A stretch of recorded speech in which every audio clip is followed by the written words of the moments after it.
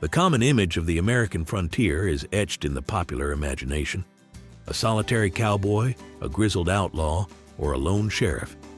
This narrative, often called his story, comes from a century of focusing almost exclusively on the deeds of men, the explorers, the miners, and the soldiers, dismissing the women who traveled alongside them as mere bit players.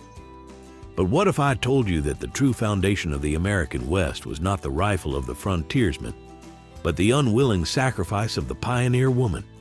We're not talking about the sensationalized outlaw sharpshooter like Belle Starr or the flawless Madonna of the Prairie. We are talking about the ordinary woman whose story was obscured, whose endurance was essential, and whose suffering was systemic. Modern research, pulling from forgotten diaries and letters, reveals a far more brutal reality than the dime novels ever admitted.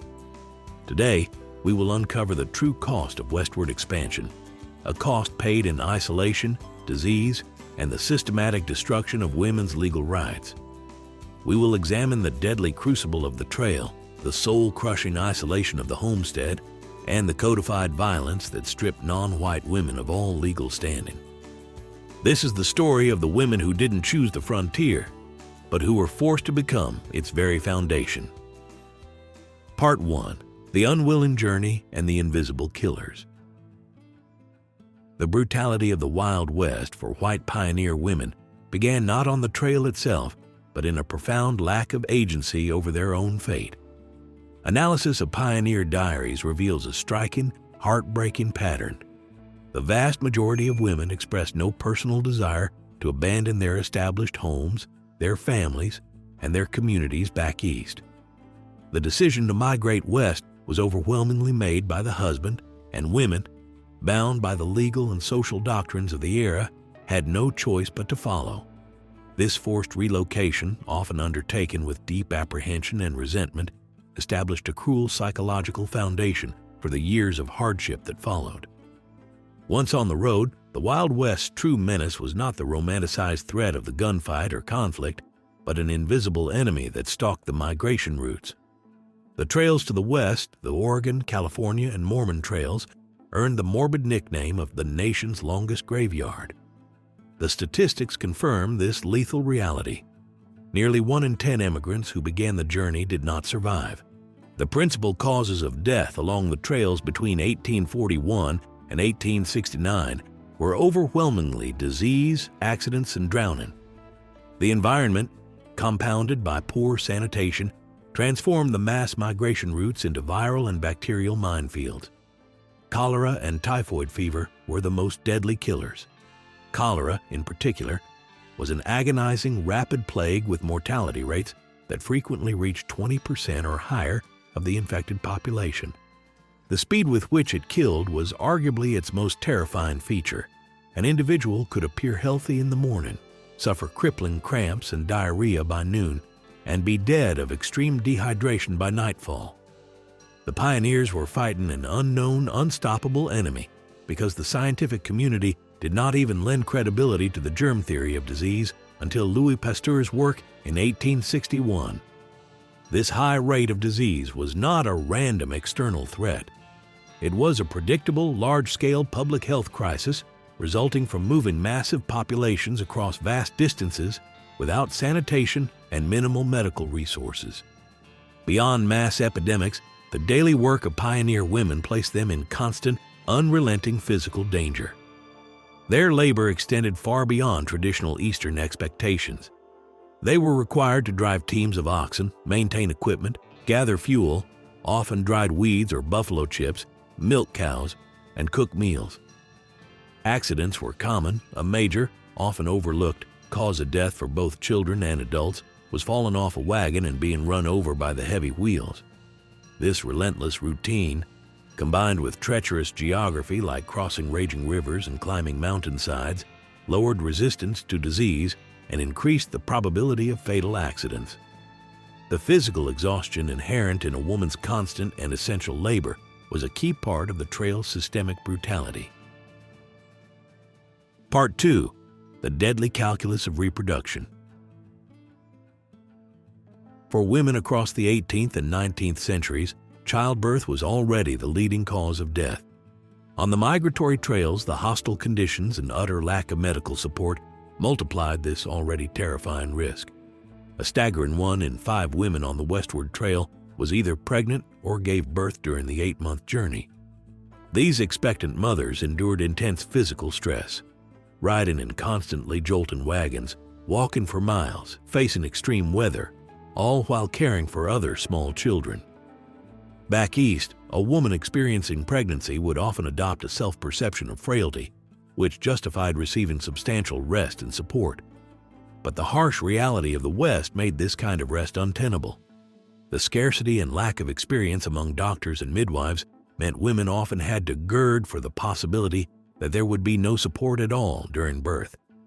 Most critically, while Eastern women enjoyed typical recovery periods of 1 month following delivery, pioneer women were frequently compelled to resume their physically demanding duties within days or even hours of giving birth. The immediate return to heavy labor compounded the risk of complications, such as excessive blood loss or eclampsia, effectively turning the natural act of reproduction into a heightened mortality risk. The environment itself weaponized women's biological function against them. Before we continue into the unforgiving psychological toll of the frontier, a quick word. If you find this untold history to be fascinating, be sure to hit that like button. It only takes a second and helps us share these overlooked stories with more people like yourself who appreciate credible, deeper history. We truly enjoy reading the majority of your opinions and insights in the comments below, even if we can't get to all of them. So, let us know what you think, and consider subscribing if you haven't already. Part 3. Isolation and the Silent Psychological Killer. Beyond the physical peril, the frontier imposed a tremendous psychological toll. Once settled, the high fertility rates characteristic of the frontier, combined with geographic isolation, severely limited women's opportunities for community life outside the home.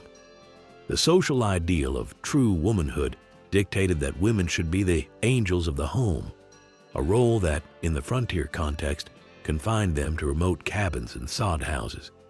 Weeks and months of profound isolation and chronic loneliness, coupled with backbreaking, unceasing labor and physical discomfort, wore down the spirit of many homesteaders.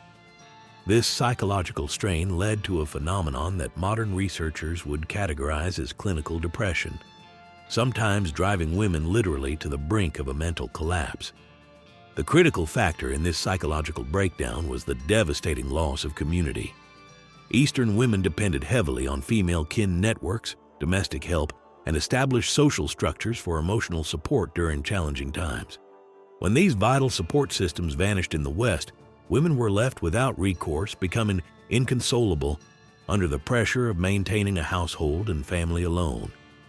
The pressure was so intense that some women, whose society assumed they possessed an abundance of emotions, channeled their anger and resentment into highly sentimental, sometimes maudlin, diary entries as a psychological coping mechanism. Part 4. The Codified Legal Brutality. While white women faced systemic brutality in the form of disease and isolation, for non-white women, including Mexican-American, Indigenous, and Chinese immigrant women, the brutality was primarily legislative and systemic. It was characterized by the stripping of existing rights, cultural assault, and codified exploitation through U.S. federal and territorial policy. Following the Mexican-American War, the Treaty of Guadalupe Hidalgo in 1848 ceded a massive 55% of Mexican territory to the United States. This geopolitical shift instantly triggered a massive regression in the legal and economic status of Mexican women, or Tejanas, residing in the annexed territories. Under the pre-existing Spanish and Mexican civil law, women were legally entitled to own property, enter into contracts, and maintain a significant degree of legal autonomy. But the imposition of U.S. common law brought with it the doctrine of coverture. This law demanded that married women surrender all of their legal claims, property, and material belongings to their husbands, effectively rendering them wards of their husbands and stripping them of their autonomy. The government used legal mechanisms to effectively dispossess Tejanas of rights they previously enjoyed. For Chinese immigrant women, The brutality was institutionalized through U.S. immigration policy. The Page Act of 1875, the first major federal law to restrict Asian immigration, specifically targeted Asian women by creating a presumption that all of them were prostitutes. This was not a measure to regulate vice. It was a tool of racial and demographic warfare. Policymakers feared that Chinese immigrants would corrupt society, marry white men, and have mixed-race children. Since businesses depended on cheap Chinese male labor, the government chose to restrict the immigration of women instead, ensuring that Chinese men could neither bring their families over nor start new ones. The consequence was catastrophic. By 1910, the male-to-female ratio in the Chinese immigrant population reached an extreme of 14-1. This manufactured demographic skew created an environment where sex trafficking flourished, as women were imported to meet the demand, enduring ruthless exploitation. Even the limited freedoms offered to white women, such as the right to vote in the Wyoming Territory, often served a strategic and violent colonial agenda to attract more white settlement and solidify U.S. control, simultaneously working to disenfranchise and inflict violence upon indigenous populations. The true legacy of the women who endured the brutal Wild West is defined not by the romanticized image of the courageous cowgirl, but by the unwilling survivor who served as the foundation for American stability. This foundation was built upon constant physical risk, unrelenting psychological isolation, and the systematic destruction of their legal and economic autonomy. Their resilience is a direct measure of the overwhelming, often state-sanctioned, oppression they faced. The trails were a mass mortality event where 1 in 10 died, with cholera alone killing 1 in 5 infected individuals. Childbirth was a deadly calculus, made worse by the requirement to return to grueling labor within hours of delivery. And for non-white women, codified U.S. law was the ultimate weapon, stripping Taijanas of property rights and using the Page Act to foster sexual exploitation of Chinese women. If you were a pioneer woman in the 1860s facing a potentially deadly childbirth miles from any medical help, what emotional support or coping mechanism do you think you would have relied on most to keep your sanity? Let us know your thoughts in the comments below. We enjoy reading the majority of them. Be sure to hit like, and if you'd like to keep receiving this kind of in-depth historical content, please subscribe. If you enjoyed this video, be sure to check out some more history we've covered.